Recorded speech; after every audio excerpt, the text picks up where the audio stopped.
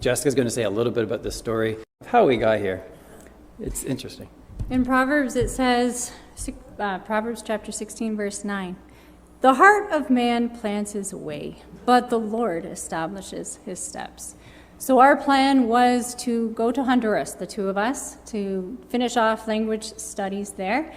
And Chloe and Levi were supposed to be flying to here to be able to do Epic Onside. We found out as we were checking into our flights, so all four of us at the airport flying the same day, that Levi was not allowed to fly with his adult sister, but needed both of his parents to fly with him. So we were trying to figure out what was going to happen. And then as we were checking into our flight, we found out that we couldn't fly into Honduras from South America without having a vaccination for yellow fever. But we could fly in from North America. So change of plans really quickly in the airport, and we canceled all 4 tickets, rebooked tickets for the same day, which was awesome, and flew here, all 4 of us. So Wesley and I will be flying to Honduras on Tuesday. Change of plans, but it's been a really good week. So we're going to be spending over 3 weeks there, and we'll be in class 3 or 4 hours a day and doing some excursions as well, learning Spanish. And as Jessica said, trying to finish off our language study. It's the Spanish Institute of Honduras. And so we've been doing a study with them, or classes every day in the morning with some other Spanish work and homework through the mornings at home. But we've been doing that online. So it's going to be good to see the people there.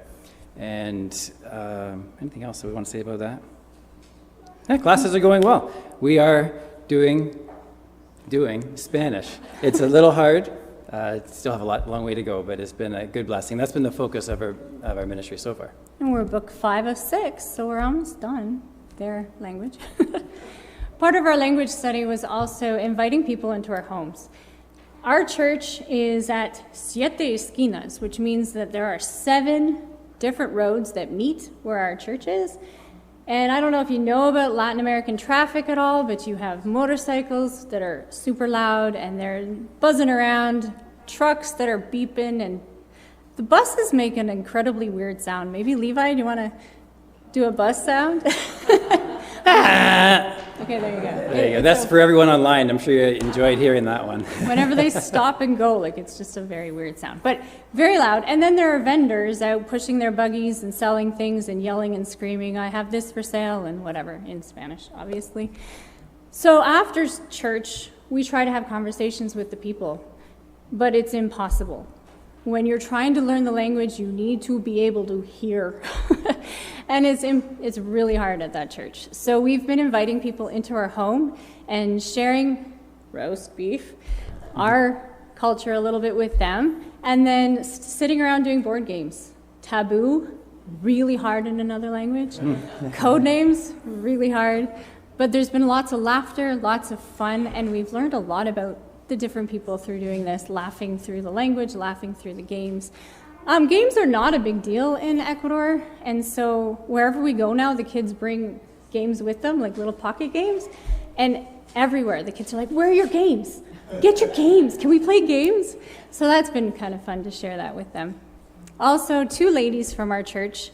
One of the ladies I met 2 years ago when we had done our survey, 3 years ago now, our survey trip to Ecuador, and she and I became friends and did some online stuff before going to Ecuador. But she and another friend of hers have been coming to our house almost once a week to help me with my Spanish, to talk about Ecuadorianisms, and just kind of get the language going a little bit in a more comfortable environment with them. Last week, I guess it was 2 weeks ago now, we did tennis. They had never held a tennis racket, and we were playing tennis together and speaking Spanish. And they're just a wonderful group of ladies, and it's kind of a mentorship. They're early 30s and single, and so they ask me lots of questions, and I've been able to mentor them, which is kind of fun too. Speaking of fun too, we did a traveling Spanish class for a couple of weeks. We went to the capital in Ecuador, Quito, and there we had our teachers teach us intensive learning in the morning, again 3 or 4 hours, and then we go out to lunch. We'd be with our Spanish teacher, and then go on an excursion with our Spanish teachers. And this was a neat way to get to learn the culture there as well. We went to the historic center of of Quito. And then we also went to the capital of, or the adventure capital of Ecuador. And you need to talk to Chloe Ann and Levi and ask them what they were able to do in Baños, the adventure capital of Ecuador. But the same thing happened there. Classes, lunch, excursions, and it's a really good way to learn the language and the culture. Speaking of the culture, yes, very, very different from here.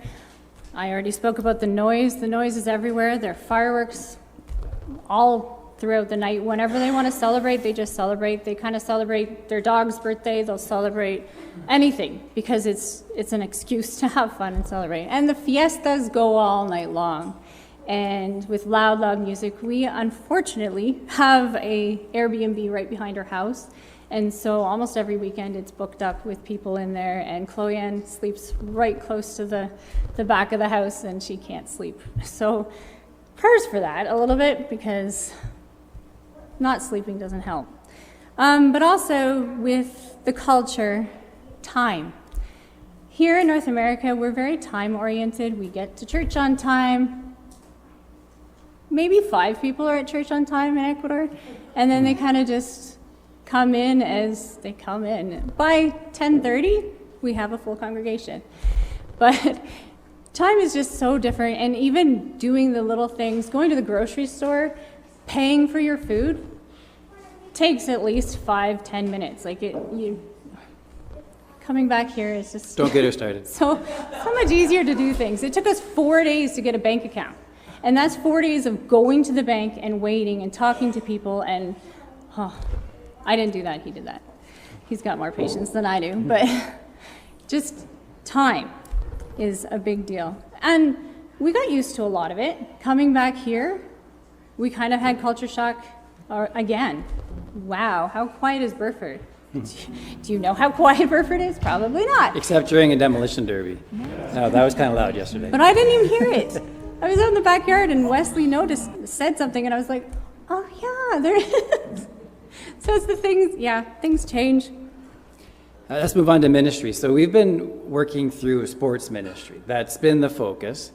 And we've been doing beach volleyball, some football, so soccer, and also softball. And it was through softball that the ministry really started to blossom. And I think we had 18 people at one time, up to 25 different people joining in our softball practices. Now, very few of them, only 2 or 3 of them who are Venezuelan, had seen baseball before. So the rest of them, the Ecuadorians, this was brand new. And so it was a lot of coaching, a lot of fun, and that was a weekly event. It got really hot in Ecuador. I don't know if you know, we've never felt that heat here. And so we changed from... Even last week it wasn't that hot. And so we changed from the baseball in the field to games on the beach. We live on a peninsula, so there's a beach nearby, and we played games like spike ball, cross net, other frisbee games, and that brought the crowds. We had, if you were at the party at the Winters, you saw a cross net set up and a long line of kids playing, big kids too playing, and then it's the same thing there. But we had up to 28 people in that line, so we are going to be getting more cross nets. Anyway, it's been a good experience, and through that, we've been able, I want to talk about this as well. So we brought equipment down, we got equipment sent from the States at the time, but we also want to say thanks to the Optimist Club here in Burford. They sent a bunch of equipment down that we're using. But we've been able to invite our banker, the one that it took 4 days to get. Well, he's come, he's played baseball, he's come to our church as well. And then our carpenters who've been working for us, they came and they played baseball with us. It's neat to build these relationships through sport. And then just people on the beach see what we're doing and come, and we give them information about the church. There was one young gentleman who was invited to the church by us, and he's been coming faithfully every week since and reading his Bible. So pray for that as well, that his heart will be open to the Word of God, and that there will be more, obviously, more fruit in the future.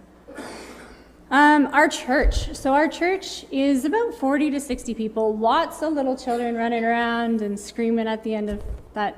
Adds to the inability to hear people speaking, but they're beautiful. There's a lot of them, and they're super cute. We rent the second level of a big building, and so we have to set up our chairs every morning and take them out after the service. We also have Bible studies We're doing a Bible study as a church right now through the Good Soil, I actually have it with me, Good Soil material through ABWE. Yeah, keep talking. And they're doing it as a church to help and equip the church body to be able to go out and evangelize and share. It's a Bible study for non-believers, so they can go out and evangelize and use this material in their everyday life. We do have a women's Bible study and a men's Bible study, but they're not starting up until the fall because the summer is super busy. So our Jefe, our team leader, he's the pastor at our church, and he is having 2 groups of young people come down, and then we're having a third. So I don't know if you know this or not, but the group of Epic Onside young people that are coming here and doing the camps here are actually coming to Ecuador. So they're going to do 10 days in Ecuador with us on the ground there, doing sports ministry, really kicking off. We're saying it's our jumpstart into full-time ministry. So they're going to be there with us for 10 days, just really going strong, I hope. I hope to run them ragged. But so all 4 of our kids will be going, as well as 8 others.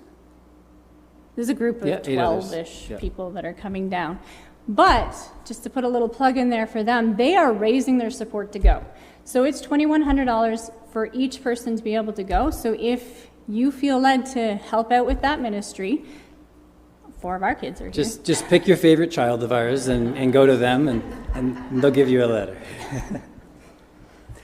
So we're going to be leaving the children behind for this summer while we go back to the Spanish learning and then continue to get things going for them to arrive. So do pray for them without their parents, but I'm sure they'll be fine. It's really us who need their prayers. Pray that they will eat healthily. It'll be our first time without them. A praise item, most of you had heard that my knee was injured again. I had injured my knee the same way 2 years ago. It took a full year of recovery. It's been 3 weeks or less, and I'm feeling extremely good. So there's been a lot of people praying back in Ecuador. I was going to say back home. That's a weird concept, but back in Ecuador, and then you as well. So thank you for your prayers for my knee. And our travels going forward, we would cover your prayers in these travels, and just general ministry as well. We do have a small shortfall, but we have a new, for the amount of money that we have for monthly support, but we do have a new church that's just wanting to join, and so that's another praise item. It's very good. So thank you for the time that you've given us. It actually took longer than I thought it was going to. Sorry, everyone. But God bless. Thank you.